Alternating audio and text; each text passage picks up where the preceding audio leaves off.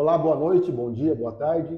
Estamos começando agora o segundo episódio do Radar Imobiliário.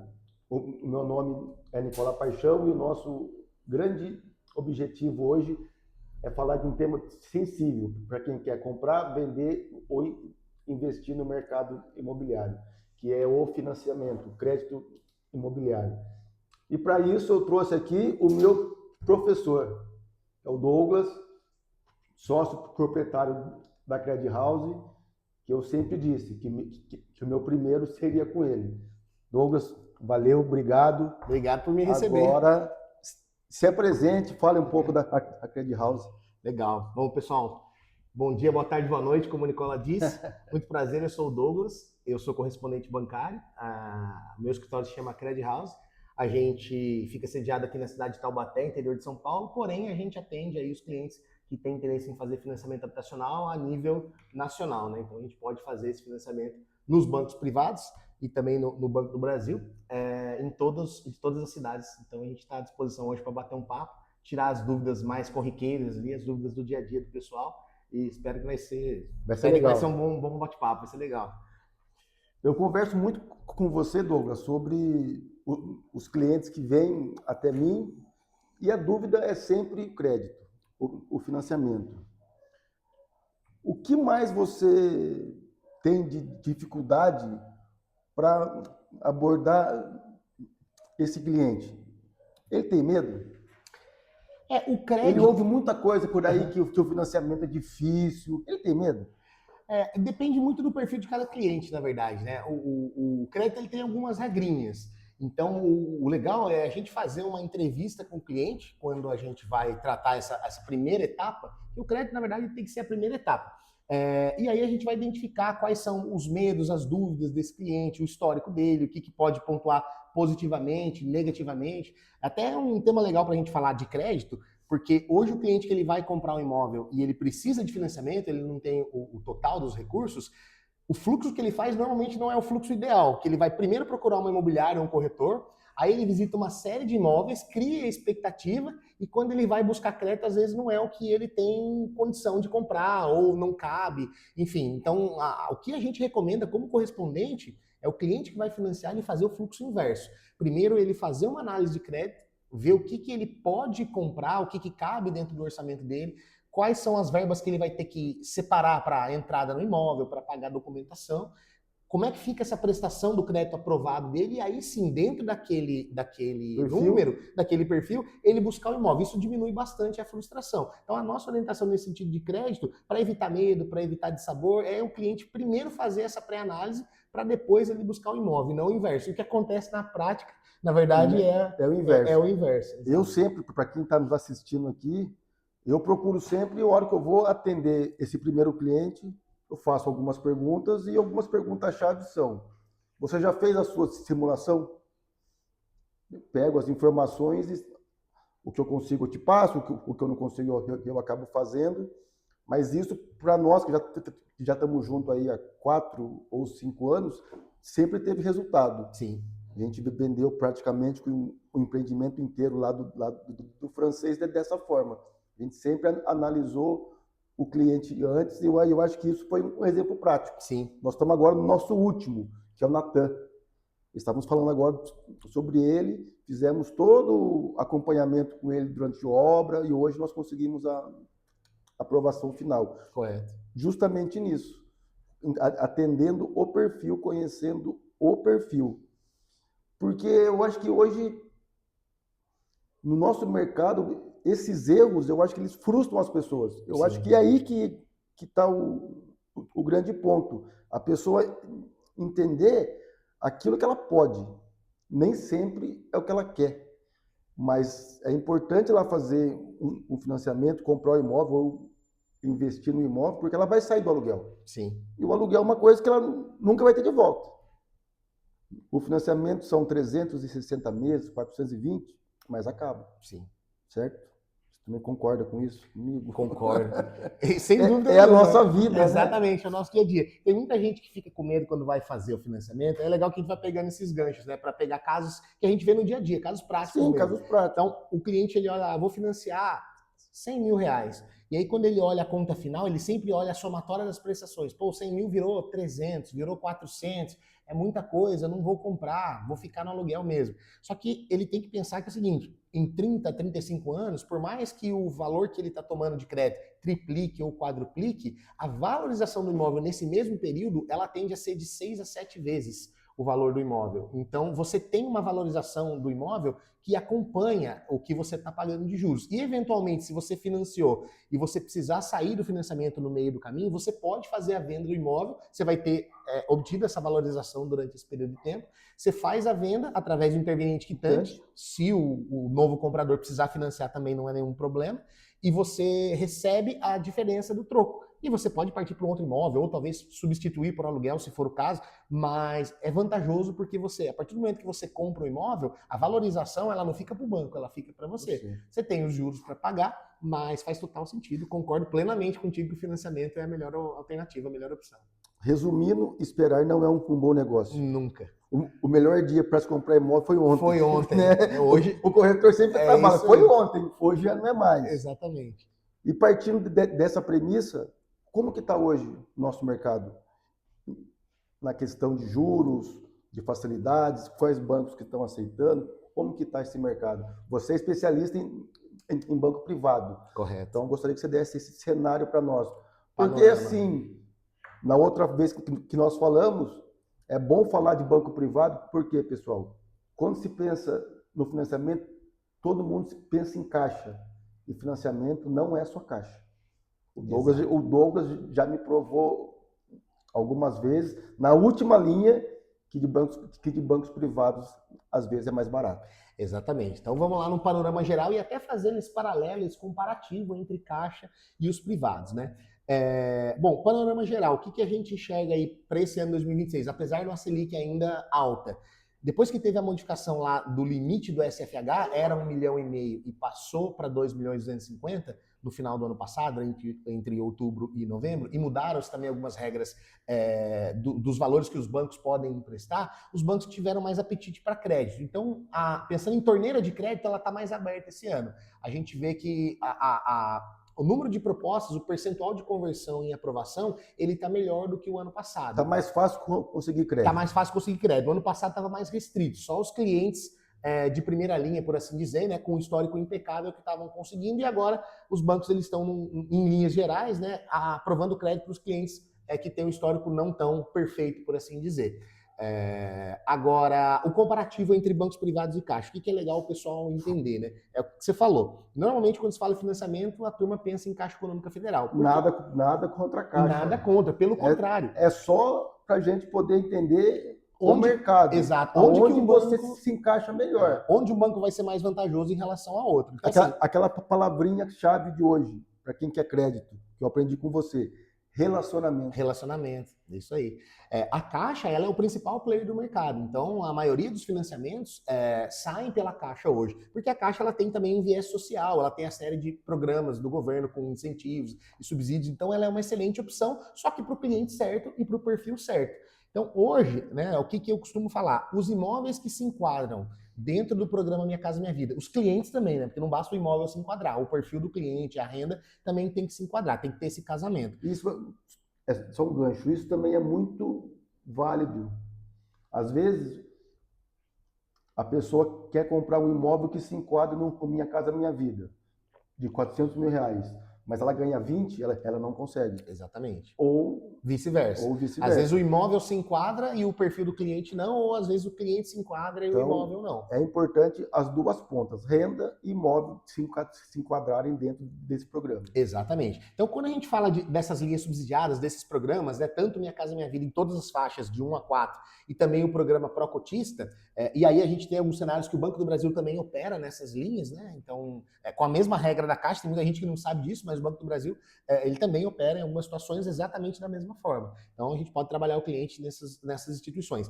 Vai ser a melhor opção para ele. Quando ele se enquadrar, então a gente vai recomendar que ele busque a Caixa Econômica ou o Banco do Brasil para se enquadrar nessas linhas. Agora, quando a gente vai para um ticket de imóvel normalmente mais alto, né, quando a gente passa ali dos 600 mil reais hoje, que é o limite do Minha Casa Minha Vida, quando a gente vai para os imóveis de valor agregado maior, acima de 1 milhão, acima de 2 milhões, aí a conta começa a ficar bem diferente. Porque aí a Caixa vai enquadrar esse financiamento no SBPE, Sistema Brasileiro de Poupança e Empréstimo. E os bancos privados, eles vão ter taxas muito competitivas, muito próximas, só que aí a gente tem que olhar sempre o custo efetivo total, que não é só os juros que o cliente vai pagar, é quanto tem ali de seguros, quanto que vai custar a documentação desse imóvel, outros custos agregados que a gente vai ter, os próprios custos de conta corrente, as despesas de conta onde ele tem a parcela de contas, em débito automático, exatamente. E aí quando a gente coloca todas essas questões na conta, o custo final na Caixa nesses imóveis de valor agregado maior tende a ficar mais caro na maioria dos casos. Obviamente, a gente tem que pegar cada perfil de cliente, entender o histórico dele em cada banco, entender qual relacionamento que ele tem, seja com a própria Caixa ou com os outros bancos, e a gente fazer essa análise. Então, hoje, no ticket que a gente opera, via de regra, os financiamentos em banco privado são mais vantajosos, mas porque a gente está num ticket um pouco mais elevado, fora das linhas do Minha Casa Minha Vida, que é o de 600 mil para cima. Exatamente. Agora, desse ticket para baixo, o cliente que se enquadra nesses programas, sem dúvida nenhuma, a gente vai recomendar que ele faça o processo pela Caixa. A média de juros, eu até faço alguns gráficos, eu acompanho a Selic, todo mês eu tenho... E eu tenho percebido que o quê?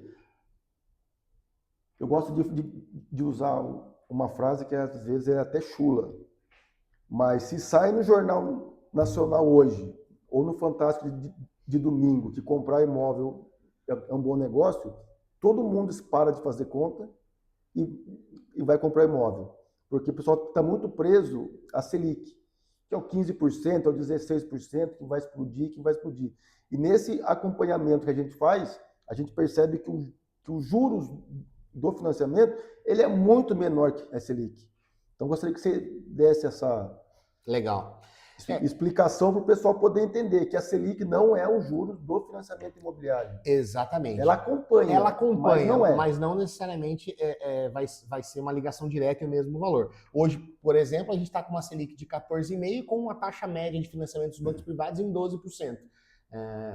Isso anual, né? Então a gente já tem um custo aí de financiamento abaixo. Mas um ponto legal e importante é assim, a gente já teve muitos casos de cliente que vou esperar a Selic abaixar, porque às vezes ele ancorou numa Selic de alguns anos atrás, na época da pandemia, que chegou a 2-3%, e aí... Não tinha TR. E aí o cliente, porque a TR fica zerada quando a Selic está mais baixo do que 10, 9, a TR ela tende a zero. E aí o cliente ele ficou ancorado, de repente, numa Selic de 3, 4, 5 anos atrás, e fala, quando eu vou juntar dinheiro... E quando a Selic abaixar de novo para um patamar que eu considero atrativo, eu vou financiar. Só que existe uma correlação negativa entre o preço dos imóveis e a Selic. Então, o que acontece? O imóvel que custava 500 mil reais em 2020, hoje ele não custa mais isso. Né? Então, por mais que a Selic tenda a cair, né, porque ela tem os ciclos de alta e baixa, quando ela reduzir, vai aumentar a oferta de crédito, porque mais gente vai querer tomar crédito porque o juros está barato. Quando tem mais gente tomando crédito, o que vai acontecer? O preço dos imóveis vai subir. Exatamente. Porque você tem mais gente com crédito para poder comprar. Então, o vendedor do imóvel ele vai ter mais opções de clientes para ele vender esse imóvel. E aí é a lei da oferta e da demanda.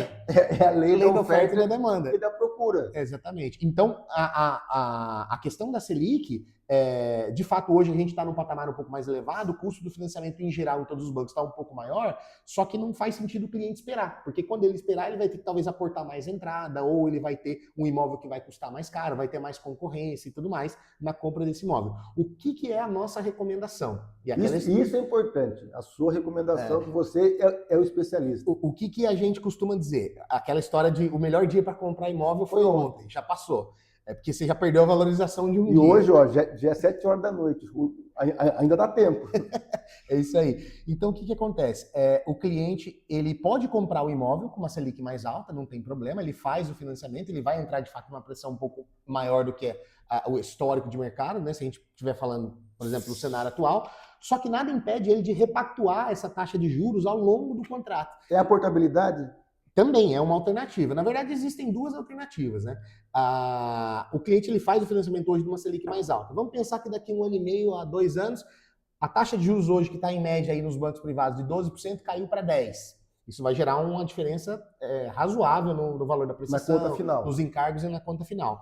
A primeira alternativa que a gente recomenda não é nem o cliente partir para portabilidade. A primeira alternativa é ele conversar com o próprio banco onde ele tem financiamento para fazer um aditivo para reduzir a taxa. Por quê? Se ele consegue negociar isso com o banco sem portabilizar, ele não vai ter nenhum custo.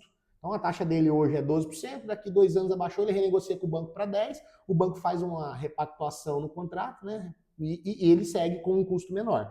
Se eventualmente o banco não aceitar o pleito de reduzir a taxa de juros, aí sim a gente pode entrar com o processo de portabilidade para tirar aquele contrato. E é simples fazer isso? É muito simples. É um processo, quase um processo de financiamento novo, só que ele é um pouco mais simplificado, porque a gente já tem ali muitas das informações, a gente não tem a figura do vendedor no processo, é só o comprador trocando a instituição atual, financeira. Ele não pode dar recusa. Ele é obrigado a fazer. Ele é obrigado a fazer. Ele pode fazer uma contraproposta, mas ele é obrigado a fazer caso ele não cubra. Exatamente, porque é o cliente, a vontade do cliente que vai prevalecer. O que acontece em algumas situações a gente orienta o cliente, ele faz o processo para tentar fazer esse aditivo e repactuar as condições do contrato.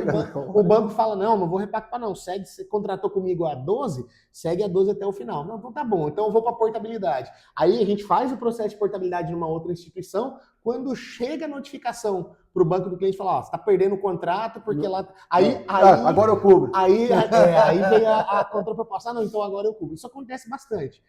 De qualquer forma, o cliente ele é beneficiado. O importante é ele conseguir reduzir a taxa de juros, né?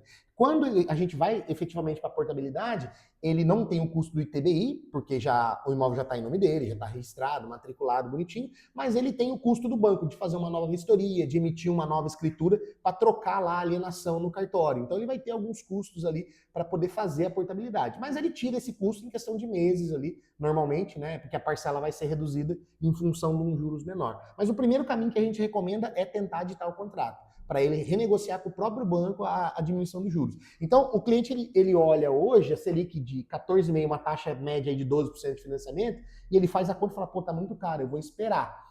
Só que ele pode contratar agora e se daqui um ano a Selic cair, ele vai lá e renegocia ou faz a portabilidade e nesse período ele teve a valorização do imóvel. Então faz total sentido. E com relação... Não esperar.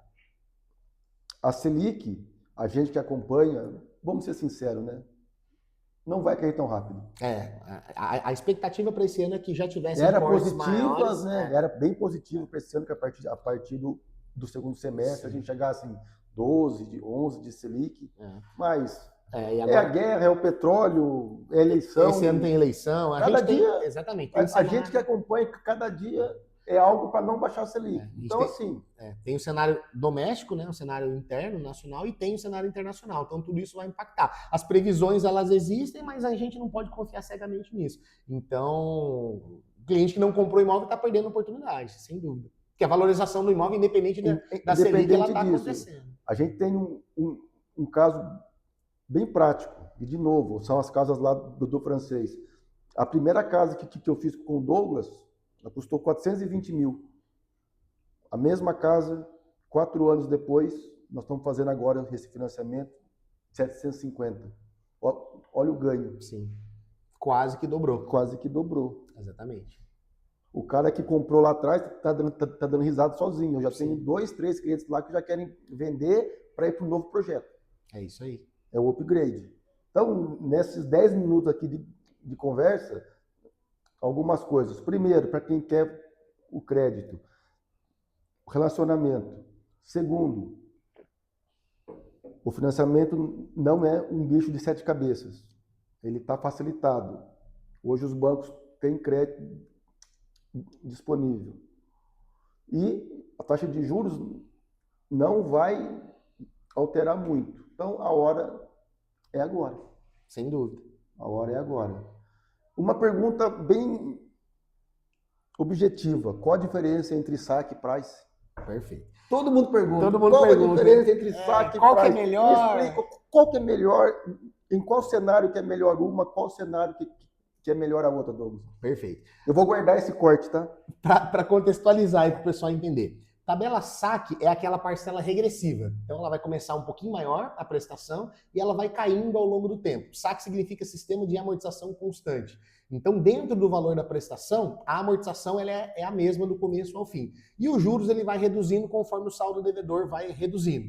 Então, essa é a tabela saque. A tabela price é de um empréstimo, de um crédito convencional, que é a famosa tabela fixa. Mas a price, na verdade, ela é teoricamente fixa. Na verdade, dá para dizer que ela é linear, não fixa. Porque o financiamento imobiliário ele vai ter algum indexador, ele vai ter alguma correção. Ou a TR, a correção monetária, ou algum indexador de inflação, um IPCA, um IGPM. O mais comum é a TR, e é o que a gente recomenda sempre os clientes buscarem, financiamento atrelado à TR. Em linhas gerais, eu sempre vou recomendar a SAC como a melhor tabela para financiamento de longo prazo, para financiamento imobiliário. Por quê?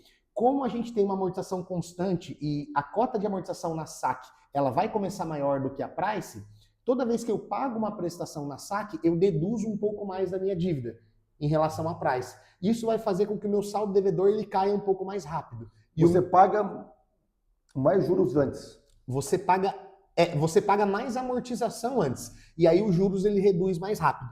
Então, pegando um exemplo para tentar ilustrar para o pessoal, vamos pensar numa prestação de Price com R$2.000 e na SAC uma prestação 20% mais cara ali, aproximadamente R$2.400, R$2.500. Esses R$500 a mais que a prestação da SAC iniciou no contrato, ele está amortizando a mais da dívida do financiamento do cliente. Okay. Então, se a gente pegar, por exemplo, numa tabela SAC, a gente tem esses R$500 a mais e mais alguma quantia ali extra, né, de amortização, vamos pensar que desses 2.500, 600 são amortização e o restante é juros. Na tabela Price dos 2.000, 100 vai ser amortização e o restante é juros. Então, de fato, a parcela na Price é menor, mas a amortização da dívida também é menor. Quando a gente pega isso no médio, no longo prazo, mês a mês você está pagando 2.000 na Price, mas está batendo só R$100 da dívida. Na SAC você está pagando 2.500, mas está batendo R$600 da dívida. Você olha depois de 6 meses, depois de 1 ano, depois de 2 anos, a dívida na SAC ela é muito menor. E aí, como a dívida é menor, os juros ele incide sobre o saldo devedor, sobre o valor da dívida. Certo. Então, se a dívida está caindo mais rápido, eu pago menos juros. Então, aquela conta que o pessoal fala, a média de uma quitação de financiamento é de 10 a 15 anos. Na SAC vale muito mais a pena porque você vai estar deduzindo mais da dívida ao longo do tempo. A amortização é maior. No curto prazo, tem muito cliente que às vezes ele faz o financiamento, mas ele já tem um recurso previsto num prazo muito curto para quitar. Então, vou financiar 500 mil aqui de um apartamento, mas eu estou vendendo um outro imóvel de 500 que quando esse recurso entrar e está em vias de sair, eu vou lá e quito. Para o cliente que vai fazer essa jogada de curto prazo, às vezes ele quer ficar com uma prestação um pouco menor, porque ele quer ter um encargo baixo, porque em alguns meses ele vai fazer essa quitação. Aí a conta ela não vai fazer muita diferença. Não é significativa. Não é significativa porque nós estamos falando num curto prazo. Então eu diria que até um ano, se tiver a previsão de quitar o financiamento imobiliário, a SAC ainda assim vai ser mais vantajosa. Se a gente colocar na matemática, ponto a ponto ali, vai ter uma pequena diferença. Mas não é nada gigante. Agora, pensando em médio e longo prazo, sem dúvida nenhuma, a SAC vai ser melhor. No longo prazo, a Price ela costuma custar 30% a mais do que a tabela SAC. Então, pensando num financiamento que o montante final pela SAC é dar 1 milhão, na Price vai dar 1.300.000. Então, é bem considerável no longo prazo a diferença. Por isso que a gente sempre recomenda a tabela SAC. Pergunta de um cliente de hoje. O Itaú vai fazer o Minha Casa Minha Vida? Ou é só internet? Que na internet já fala que já está fazendo. Não, fazendo ainda não está. Mas, de fato, tem conversas nesse sentido. A gente, como correspondente, recebe essas informações do banco. E aí, como é que é isso? Eles estão ainda estudando algumas questões para poder normatizar e liberar sistema para fazer. Então, tudo indica que sim, o Itaú vai entrar no Minha Casa Minha Vida para a gente poder operar, mas até o momento a gente ainda não tem essa definição. Obviamente, quando a gente tiver isso normatizado, o sistema liberado para a gente operar, a gente vai voltar e vai passar essa informação para os clientes. Agora, um ponto importante o que está em discussão e o que está para acontecer é que o Itaú vai entrar no Minha Casa Minha Vida, mas não vai entrar em todas as faixas. Ele vai entrar, a princípio, numa faixa específica, que é a faixa 4, né, que é a renda ali, se eu não me engano... Até 13 mil. Até 13 mil, acho que é de 9 a 13. De 9 a 13, 9 a 13 e o imóvel teto é de 700 mil. 600 mil. 600 mil agora. Então é só nessa faixa. O pessoal do faixa 1, 2, que são rendas mais baixas, que tem ali os subsídios da entrada, tudo mais, somente caixa. Então tem esse detalhe. E você acha que isso vai ter uma concorrência de juros ou por ser algo? Não, por ser um programa do governo vai ser igual. Exatamente igual. Exatamente. Assim como é no Banco do Brasil, né? Quando se contrata um Minha Casa Minha Vida ou um pró-cotista no Banco do Brasil, a regra é exatamente a mesma da Caixa Econômica Federal. Então vai caber ao cliente optar pelo banco que ele tiver preferência. Ou tiver o relacionamento. O relacionamento. Em termos de custo, não vai ter diferença. Não muda nada. Exato. Certo. Uma outra coisa que hoje grande parte da população são os bancos digitais. Tá? Eu sei que você faz Inter. Correto. O que o Inter traz de benefício? Legal. O Inter, ele tá muito forte numa linha que a gente tem hoje de terreno mais construção. Legal, pessoal. Eu só fiz essa pergunta para te provocar. Terreno e construção. O Douglas, além de tudo, ele também constrói. Então ele está bem pronto para poder falar também. Exato. Isso. O Inter, assim, ele faz o financiamento de aquisição também para o imóvel pronto, só que o Inter, ele trabalha com uma taxa de juros base, e ao invés de essa taxa base estar atrelada à TR, que é o que nós falamos agora há pouco, ela está atrelada via de regra ao IPCA.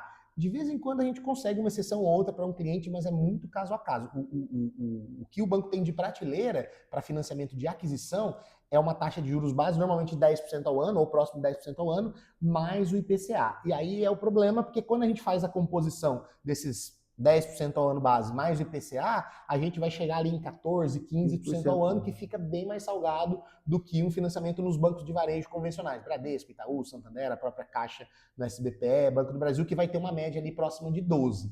Então, se o cliente, de repente, não consegue crédito nos bancos convencionais, e ele tem um bom histórico, um bom relacionamento, uma boa movimentação no Banco Inter como digital e ele consegue aprovação, faz sentido. Agora, se ele consegue uma aprovação com uma condição melhor, a gente sempre vai buscar a melhor condição para o cliente. Não que o Inter seja uma opção ruim. Uma má escolha. Exatamente, de maneira alguma. Longe disso. Vai depender do perfil de cada cliente e a gente tem que entender caso a caso. Às vezes o cliente só conseguiu a aprovação por lá, apesar do custo um pouco mais elevado. Pensando em financiamento, aquela história que nós falamos também, de curto prazo, o cliente está fazendo um financiamento, mas vai entrar um recurso e ele vai liquidar em pouco tempo, apesar de estar atrelado ao IPCA e flutuar um pouco mais a questão dos juros, não vejo problemas. E aí depois a gente tem a questão do terreno mais construção, que o Inter está muito forte, principalmente nos casos de um padrão mais elevado, né, as obras e os custos mais elevados, porque aí no terreno e construção o Inter está trabalhando forte com a TR. Então, aí fica bem interessante e bem bacana. Então, pessoal... Imóvel novo, IPCA, terreno e construção... Novo ou usado, na verdade, aquisição, né? Aquisição de imóvel atrelado ao IPCA. Terreno mais construção, a gente tem conseguido aí, na maioria dos casos, se não todos, aprovar uma taxa base com TR. E aí fica mais vantajoso. Mais vantajoso, sem dúvida. Bradesco, Itaú, Santander, hoje não faz terreno e construção. Não, terreno e construção, a Caixa Econômica e Inter. Então, para você que pensa terreno e construção, é sempre bom cotar Caixa com Inter. Exatamente. Legal. Exatamente. Tá, Douglas. E agora, para a gente poder ir para o nosso final, estratégias e oportunidades. O que o mercado tem para nós hoje? Estratégias e oportunidades. Em qual sentido? É muito amplo. É muito amplo. Consórcio. Tá.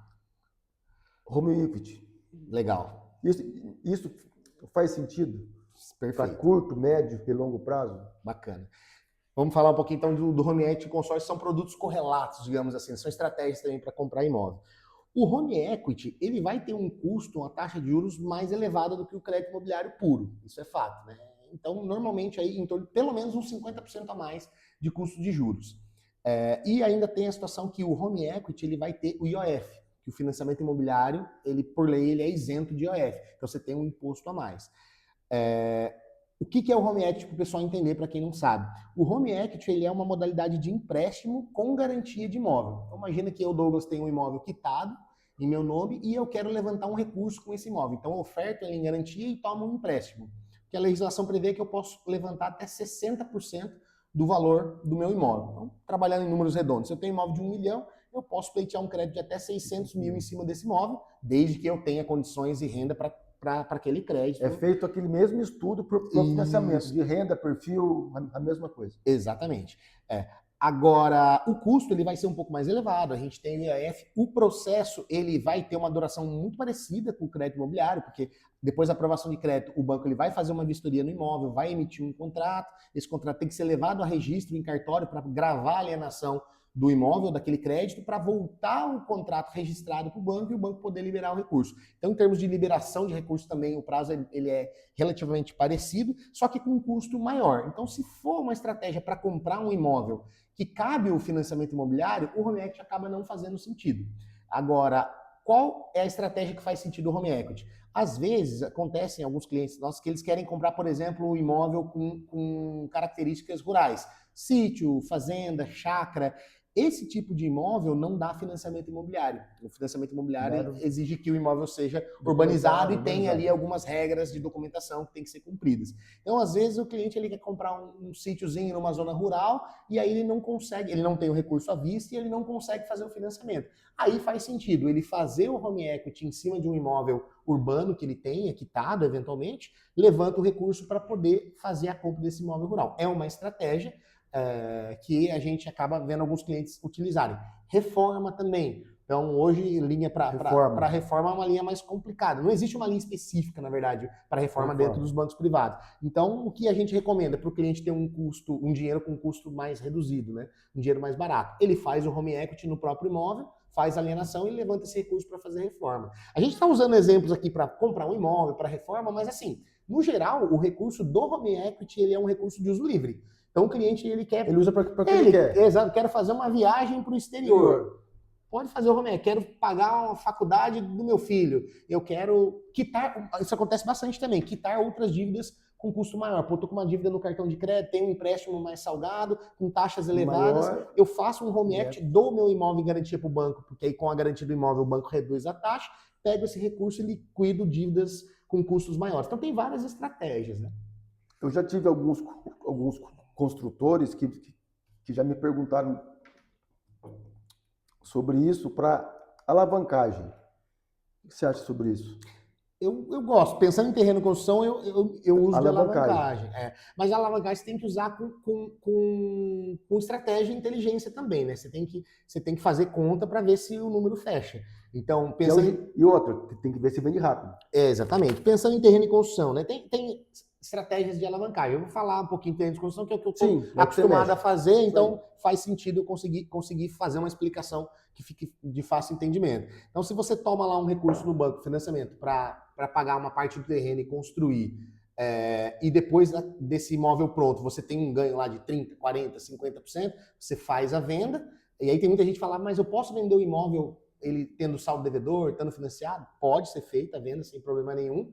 Usa-se a ferramenta do interveniente quitante e você ganha o upside ali, a diferença, né, do que você gastou para construir versus a valorização que você tem no imóvel. Então, usado com inteligência, com estratégia, faz sentido.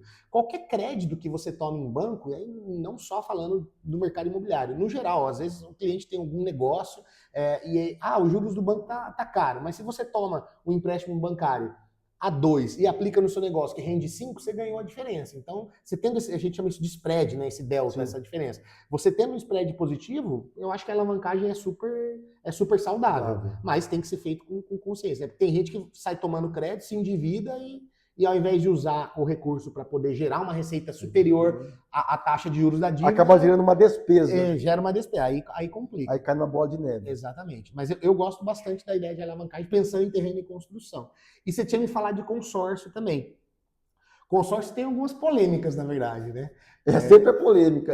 O que é melhor, fazer o consórcio ou o financiamento? Eu tenho algumas ressalvas com o consórcio. Eu já vi algumas estratégias que eu julgo fazer sentido, que eu até gosto da ideia, e outras que eu não gosto. Então, pensando em comprar um imóvel para moradia, eu sempre vou recomendar o financiamento por alguns motivos. O primeiro deles é o seguinte, financiamento, via de regra, você vai dar 80%, 20% de entrada, mais o dinheiro da documentação, que você tem que ter via de regra, e você financia 80%. E você já tem a contratação imediata e você toma posse do imóvel ali, normalmente em até 60 dias. É uma coisa rápida, via de regra, né? O consórcio hoje, a média para se contemplar é em torno de 50%, 55% de lance. Então a entrada, ela acaba sendo bem maior, mais do que o dobro. E aí vai ter muita gente que vem de consórcio falando, mas eu consigo pegar grupo em andamento, dá para fazer estratégia com lance embutido, isso não é verdade, a gente tem situações de exceção. De fato tem, mas isso não é regra, é exceção. E aí nós estamos falando de regra, né? Então esse é um ponto importante, você já toma posse do imóvel, você não perde, às vezes, a negociação, porque você faz uma oferta no imóvel, o vendedor aceita, mas até você contemplar sua carta de crédito consórcio com lance, às vezes, no mês que você oferta lance, outras pessoas ofertam lances maiores, você não tem a contemplação, você não tem essa segurança, essa garantia que você vai conseguir contemplar e usar a carta de crédito para comprar imóvel no curto prazo. Então, esse é um ponto.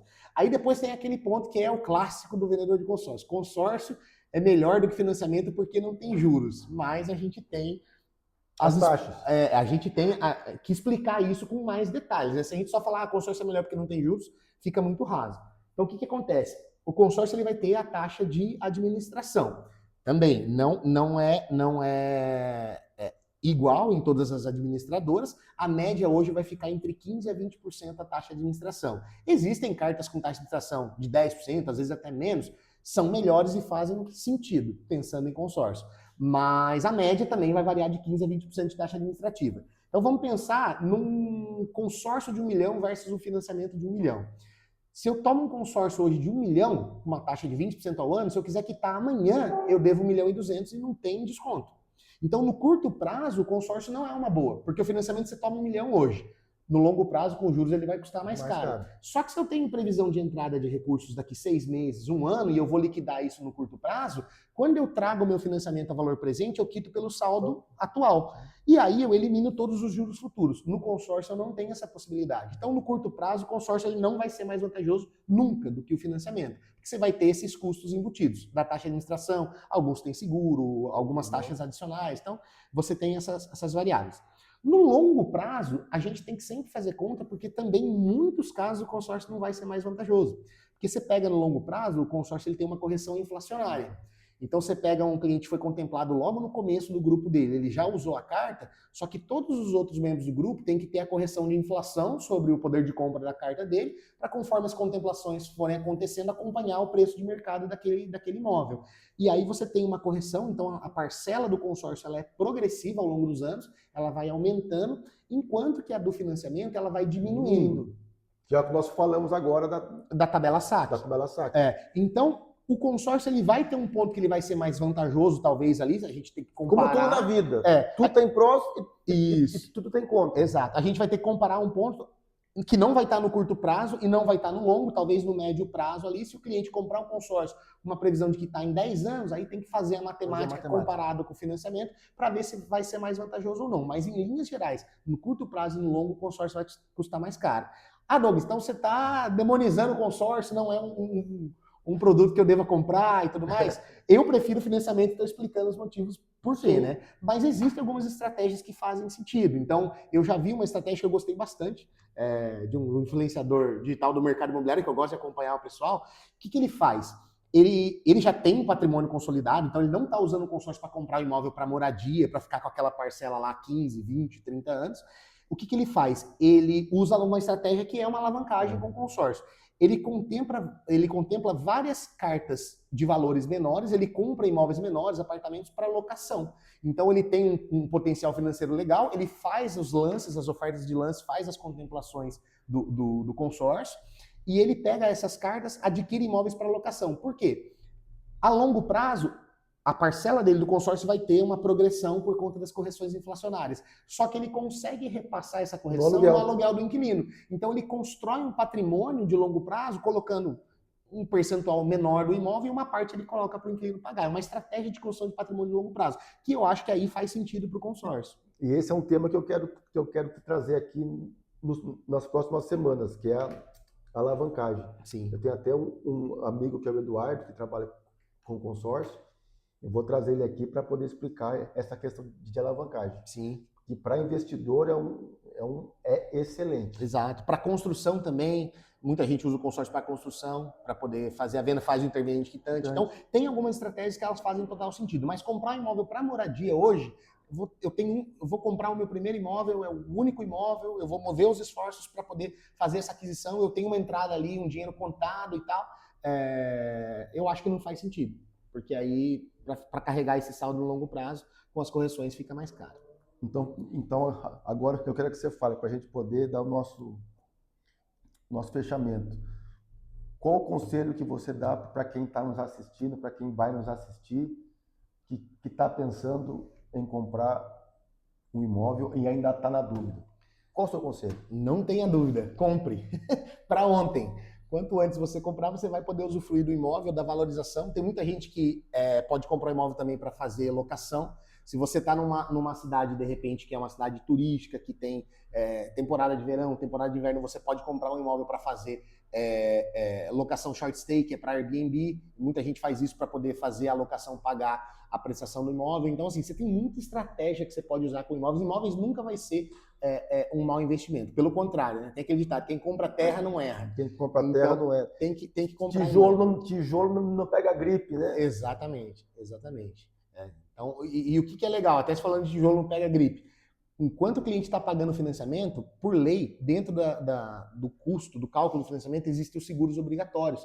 Então, se algo acontece com o imóvel ou com o próprio comprador, ele está amparado pelos seguros. Então, se ele vem a ter uma invalidez permanente, não pode produzir mais renda, ou se ele vem a faltar, a dívida não fica para os familiares, porque a seguradora indeniza e quita o saldo devedor. Não. Da mesma forma que se algum evento externo, alguma questão afeta a estrutura do imóvel, né, um fenômeno climático, por exemplo, o imóvel está amparado pelo seguro e o banco vai ser feita a abertura de um sinistro, a inspeção do imóvel para ver o que teve de avaria, e o banco ele vai disponibilizar os recursos para reparar esse imóvel. Então o cliente ele fica protegido do começo ao fim no processo de financiamento. Então não tem sentido, não tem por que não comprar. E esse era meu objetivo hoje, trazer essas estratégias que imóvel é o melhor negócio. Sim. Para quem, ou moradia, ou investimento, imóvel é sempre o melhor negócio. Douglas, obrigado. Uma satisfação sempre te ver. Eu brinco lá em casa que o Douglas é o meu professor. Lá você é conhecido como o meu professor. Obrigado por todo esse tempo, por todos esses ensinamentos que você passa. Tenho certeza que não é para mim, mas para todos